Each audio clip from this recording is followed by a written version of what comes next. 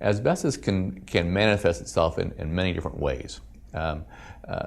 Asbestos fiber themselves are little kind of like glass fibers that are airborne, but these fibers can be found in all kinds of different materials. And if you go back far enough, back in the 60s, 50s and 60s, there were a lot of materials that had asbestos in them.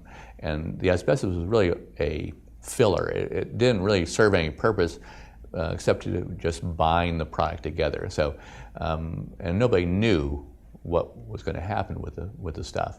But lo and behold, 30 years later, we're dealing with asbestos, and the issue is, once again, airborne particles.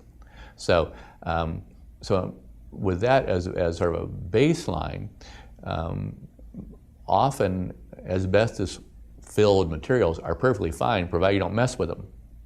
So you can have asbestos in your tile floor, or in your ducts, duct liners, or in your siding of a building.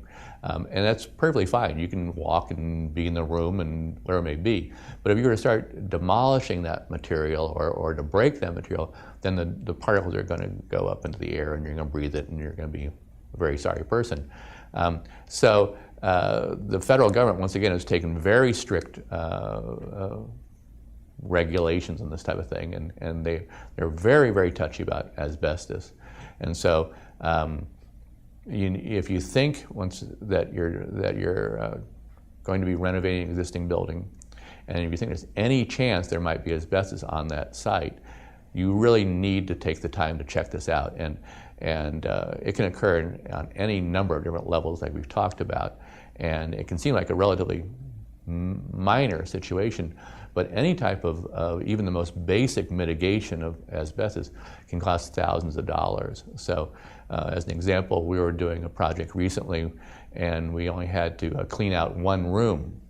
And it was actually asbestos caught in the plastic laminate on the countertops. And everybody was like, oh, no big deal, poo-poo, we don't care.